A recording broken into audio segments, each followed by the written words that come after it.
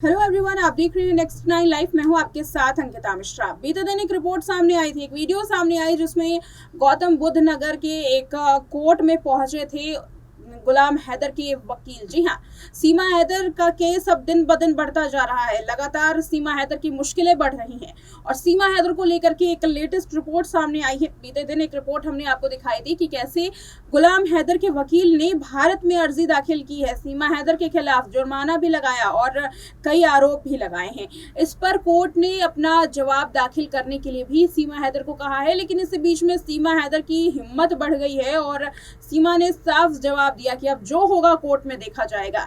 सीमा हैदर क्या करती हैं और किस तरीके से अपने पति गुलाम हैदर को लेकर, जो उनके पूर्व पति थे, पाकिस्तानी पति, उनको लेकर के बयान दिया है। देखिए रिपोर्ट। पाकिस्तान से अपने बच्चों के साथ रबूपुरा के सचिन मीना के घर आई सीमा हैदर की मुश्किलें बढ़ सकती हैं। सीमा हैदर के पति पाकिस्तान में बैठकर अब सीमा हैदर की मुश्किलें बढ़ाता हुआ दिखाई दे रहा है। दरअसल हम यहाँ बात कर रहे हैं पाकिस्तानी पति गुलाम हैदर की, जिसके अधिवक्ता ने गौतम बुद्ध नगर के न्यायालय में मुकदमा दर्ज कराया और अर्जी दाखिल की। न्यायालय ने याचिका पर सुनवाई की। अदालत ने पुलिस को नोटिस जारी करके 18 अप्रैल तक जवाब मांगने के लिए कहा है। इसी बीच में सीमा हैदर ने गुलाम की इस कानूनी जंग में अपनी हिम्मत दिखाई है और कहा कि जो भी फैसला होगा वो हंसते हुए स्वीकार करेंगी। उसने ये भी भरोसा जताया कि जो होगा वो अच्छा होगा। गुलाम हैदर पक्ष के अधिवक्ता एडवोकेट मोमीन मालिक ने ये अर्जी दाखिल की है कि जल्द से जल्द सीमा हैदर पर कार्रवाई होनी चाहिए। सीमा, सचिन और नेत्रपाल के खिलाफ लगभग 20 धाराओं में मुकदमा दर्ज करने की मांग की गई है। आरोप ये लगाया गया है कि सीमा, सचिन और नेत्रपाल ने गलत दस्तावेज के जरिए जमानत ली। अधिवक्ता द्वारा सीमा और सचिन के शादी को भी अवैध करार दिया गया है। कोर्ट ने याचिका स्वीकार करते हुए थाना जेवर पुलिस को नोटिस जारी कर जवाब मांगा था। सूरजपुर कोर्ट ने जेवर पुलिस से 18 अप्रैल तक जवाब मांगने के लिए कहा है। अब इस पूरे मामले में सीमा हैदर क्या बोल रही हैं, ये भी एक बड़ा सवाल है। दरअसल सीमा हैदर का एक वीडियो जारी हुआ है जिसमें सीमा हैदर ने कहा कि भविष्य में जो कुछ भी फैसला होगा वो उसे मंजूर होगा।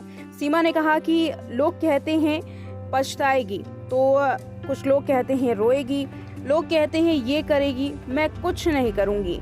जो भी फ्यूचर में मेरे लिए फैसला आता है मैं भगवान का फैसला मानकर मंजूर कर लूंगी, हंसते हंसते मुस्कुराते हुए। जो मेरे भगवान जी ने लिखा होगा वो जरूर होगा। मुझे विश्वास है अपने कृष्ण जी पर, जो भी होगा अच्छा होगा।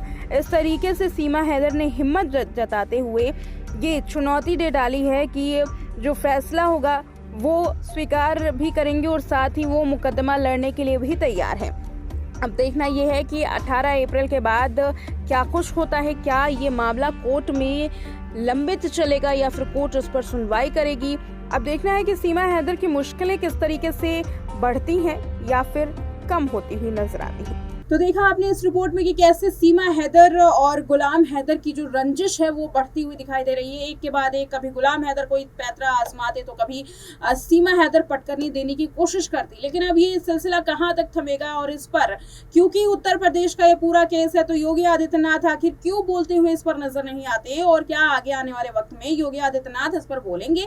सीमा हैदर क्या पाकिस्तान में वापस जाएगी या फिर भारत की नागरिकता मिलेगी। ये तमाम सवाल जो हैं वो 1 साल से लोगों के मन में है, जिसका जवाब अभी तक ना तो सरकार के पास है और लोगों के पास भी नहीं। खास बात यह है कि जांच एजेंसियां भी इससे अब मुकरती हुई दिखाई दे रही हैं। इस रिपोर्ट में इतना ही। देखते रहे नेक्स्ट 9 लाइव।